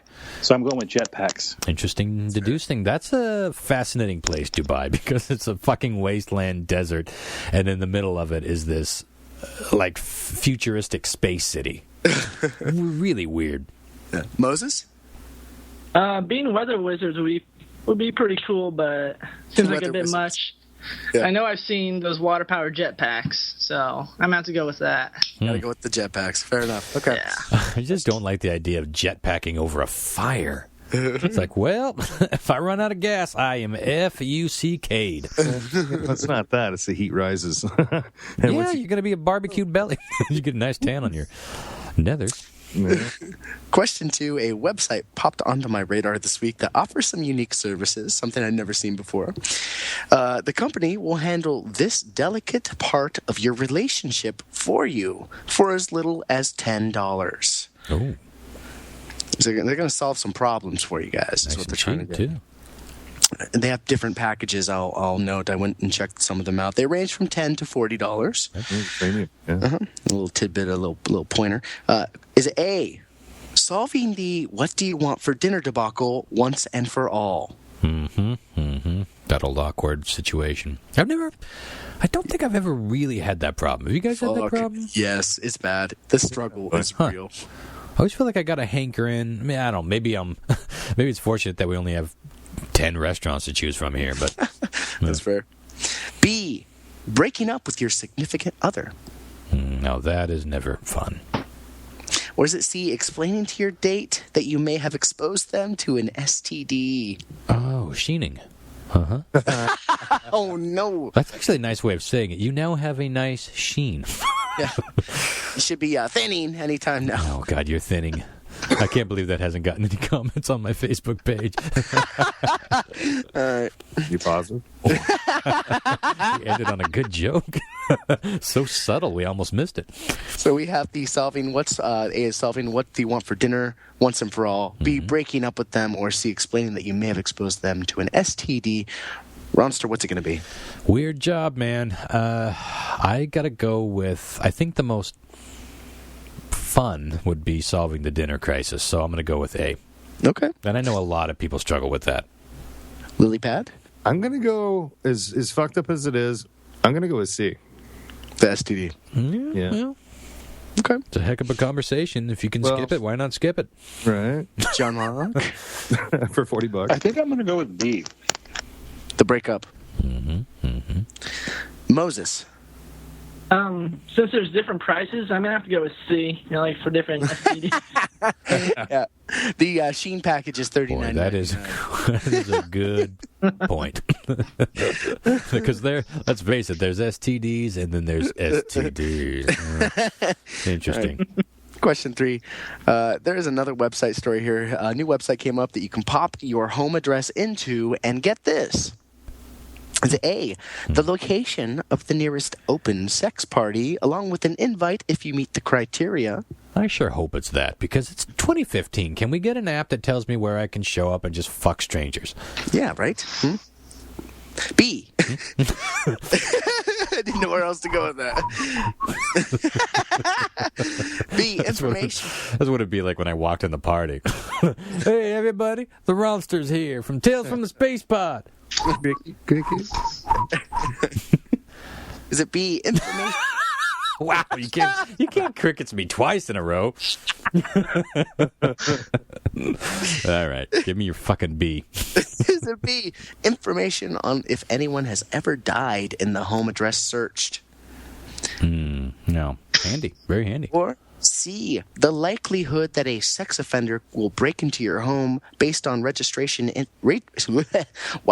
based on registrations in area and repeat offense information. You almost sounded like Krusty the Clown there for a second. Ronster. Ah, boy. Excellent answers all.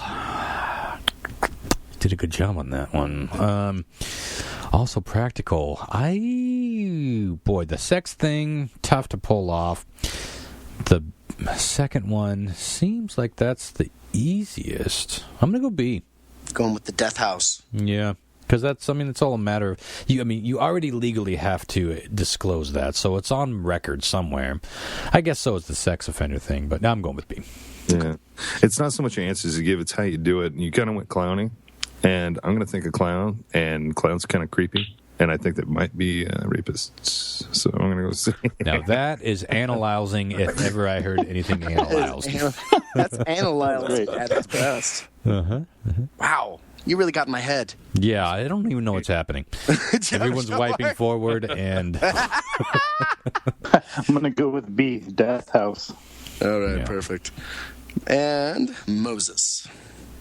I'd definitely love to find out who died in my house. So you can go with D. Boy, that's a good question. Do you definitely want to know? Yeah. And if so, before we move on, if so, how would that change how you feel? I mean, would it change how you feel at all? Absolutely. I don't think it would change how I feel. I'd wonder what happened, how it happened, how many people, et cetera, et cetera. Mm-hmm. I would want to know which room and which room not to sleep in. That's a good point. It would, boy, when you get right down to the specifics in terms of what bed, when, what room did it happen in, that's true. Yeah, I suppose I would want to know that. Last question of the night here. Elderly senior citizens that can't properly care for themselves or their homes will have an opportunity to pick up one of these in the near future, made by a very reputable company and a household name, might I add. Is it reputable or repeatable? Lyle wants to know. I never know. I think that's one of those words that can go either way. Okay. You just say it's one of those words you just say fast with confidence. Yeah. Or drunk with zero confidence. Klaatu, Barada. Is it A, lifelike robotic companion pets? Is it B, an in-depth home survey? An in-depth home survey that will determine if assisted suicide is right for you. Oh. I was laughing. Oh, I'm sorry. Go ahead. Or C, an electronic, easy-to-operate butt wiper. Well, there you go. Does it go front to back or back to front? I think it has, you can choose. Timely and controversial. Assisted suicide. There's a conversation. I gotta go with C. I think that seems the most. We seem poop crazy. We are heavy on assisted suicide, though, in this country. That's fair. Yeah, I'm gonna go C. Okay. It is a robot, right? I mean, you can't program it to go back to front, right? Or front to back. If it's a robot, you can program it to do whatever you please, including stay right in the middle. Just wiggle around a little. Prostate massage. Go like a back catcher. Just go middle to middle for about an hour. See what happens. Oh, my God. I need me some of that app right now. Find some freaks around me. I'm going to go with C. Of course you are. There's some wonderfully awkward moments in this episode. John Mark? B, I think. Assisted suicide. Okay. And Moses? I'd go with C, but I've worked in a nursing home, and the elderly don't always make messes that are easy to clean up. I'd wonder who'd have to clean that robot. Who cleans I'm going to have to cleaner? go with the robot pets. Going with the robot pets. Who wipes the wipers? Fuck. Robot pets, yeah, not a bad idea. I actually really... Now, of course, I want a fuck buddy robot more than I want anything, but I like the idea of a really, really good robot pet. Because the saddest thing about pets is that they leave us too soon.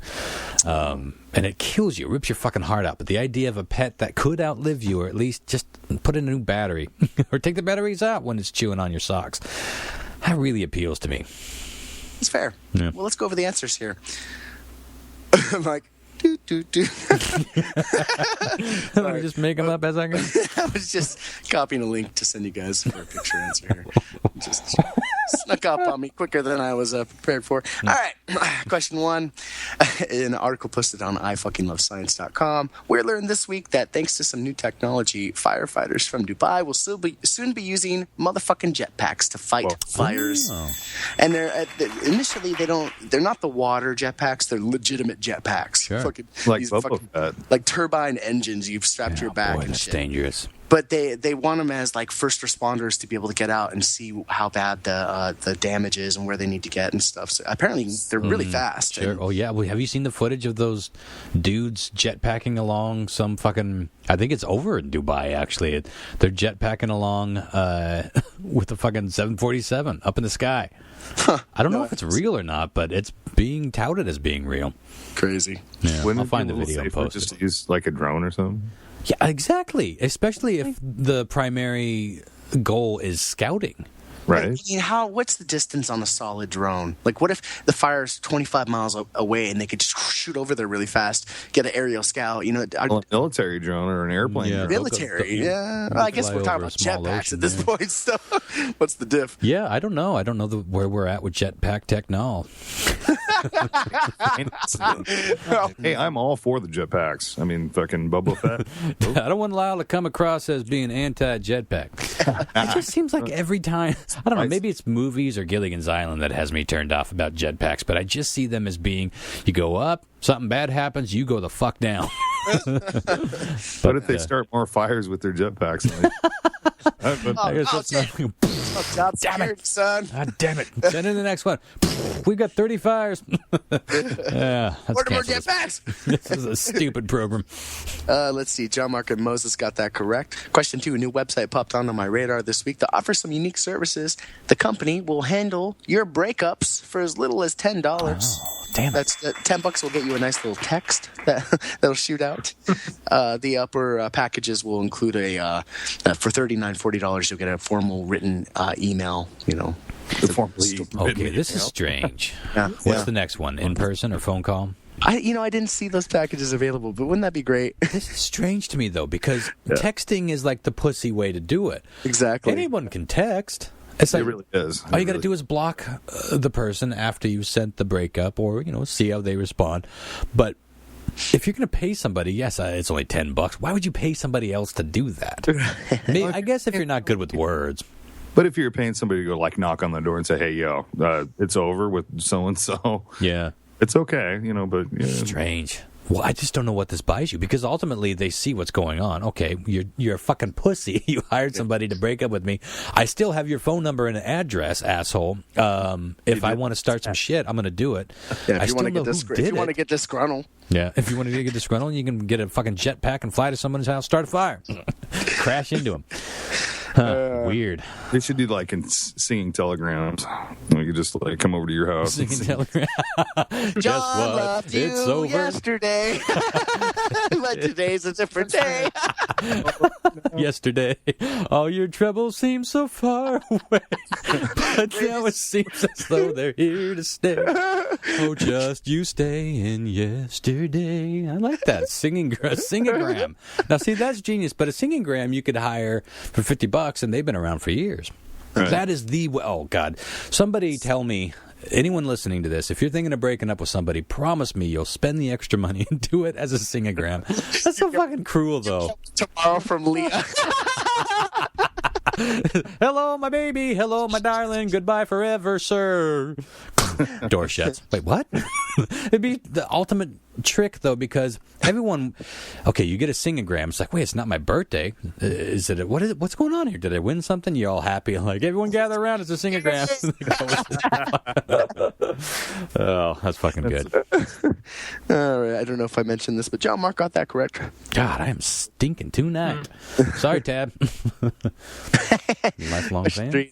Another website question here. Now you can go pop your home address in on a website and get information on if anyone has ever died in it. Yeah, I should have gone with that. Boy, I am 0 for 4. Actually, you did go with that, Ron.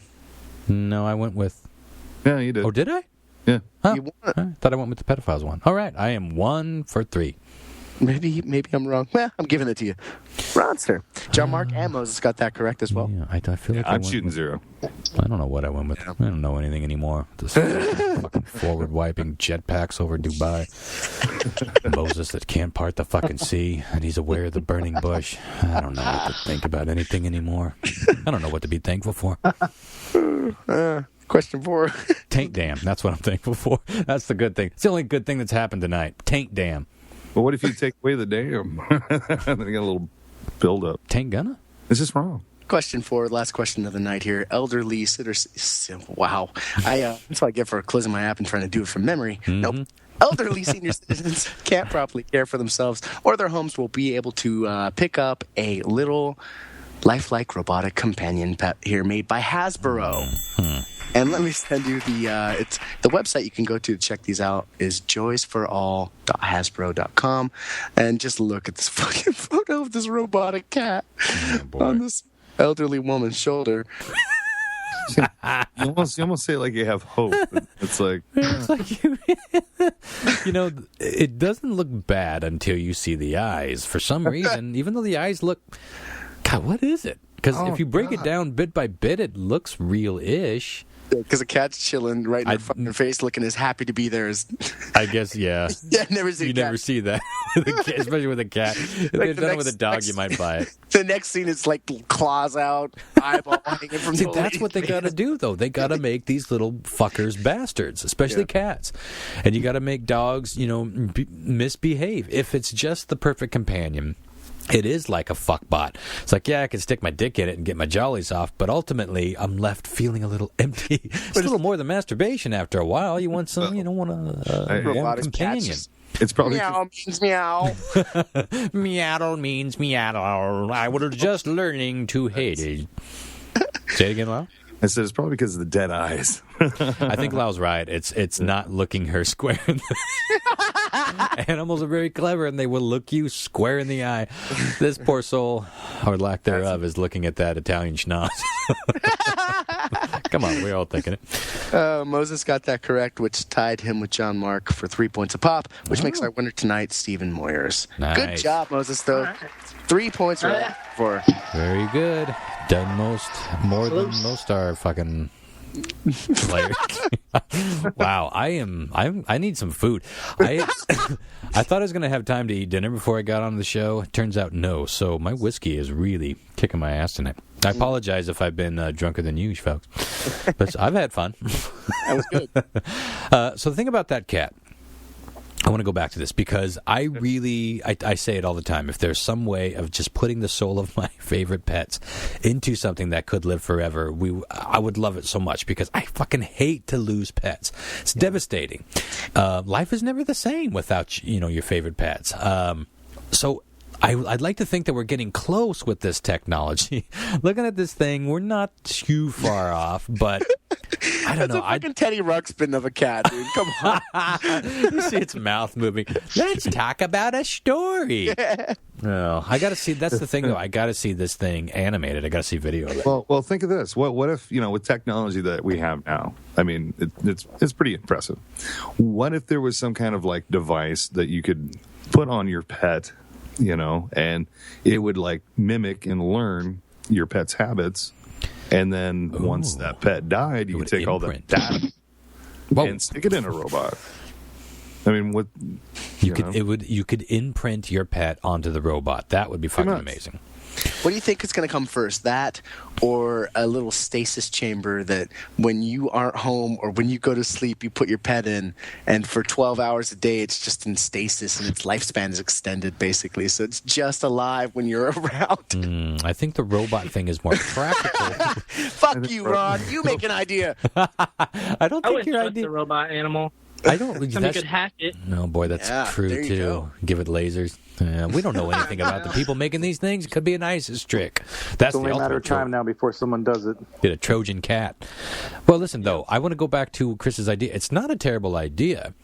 I just think that we are wired more toward buying into something that isn't real than the creepiness of something that is real. Do you know what I'm saying? Like, I think we would be bothered by the moral issue of unnaturally extending a creature with a soul than we would by pretending that there's a soul in this bit of components. We're weird creatures that way.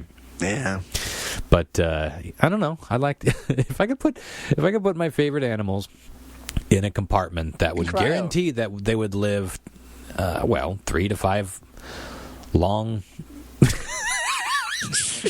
Where are you going with this? I can't talk anymore. I'm so shot. My brain is whisk. All right. Tune in next week when we're talking about 9/11, man. Scary deer. Scary deers. This may be the drunkest I've been on this show in a long time, and it really snuck up on me. I forgot that I switched whiskeys. This is a much, much stronger whiskey. We should just start another show topic right now and write this out, see how it goes. Oh, no. I'm kidding. We dare. We were at 2 hours. And by the time I edit it, it's probably going to be an hour and 40 minutes, but still. It's a nice epic length. Anyways, thanks for joining us, Moses. I'm sorry you didn't win, but thanks for having me. Keep up the great stories that you've been posting because, like I said, we've stolen from you at least once a week. And I'm sorry if we don't always give you credit. We try to, but sometimes I forget where I find shit, you know. It's just there's so much stuff coming. I write it down and then we share it. But we do appreciate you, and we also much appreciate you and everyone else that's been sharing all of our posts. That really helps and gets a lot more eyes on the story. So, and we appreciate you the most for your wiping habits, Moses. Well, that's the best way to do it. I salute you as a man. I'm so confused. I really, really implore our audience to take 10 minutes to... Well, when you wipe, you don't draw it up along the sack. You stop before you get there. Unless you're a fucking glutton for punishment. I understand. It's like, eat it, balls! Eat it! I understand all the words you kind people are saying. I just don't understand. I don't understand the motion. It doesn't feel natural. I don't understand the risk. I don't understand the lodge. I'll try it again, but my mind is blown. My world is shattered. Tune in next week, maybe, if we're still here. 9/11. Ron at BourneFilms.com. Show ideas, suggestions if you want to be on the show. Let us know if you've got a spooky story, interesting story. Give us a review on iTunes. Oh, yeah, that thing. We are back on iTunes. That was a weird event. I can't really account for it, but we're back on iTunes. So the feud is over. Anything else? Check out our YouTube channel. Yeah. Yes. Instagram. We got an Instagram now. We're up there, baby. We are out there. Find us and follow us. Other than that, tune in next week, 9/11. Happy Thanksgiving, ladies and gents. Just listening to every fucking enunciation Ron makes at this point to see how drunk he truly is. He just said next week. It's bad. All right, guys. Let's go sleep it off, Ron. Happy Thanksgiving, everybody. Did that come out as badly as it seemed? All right, bye, guys. Bye.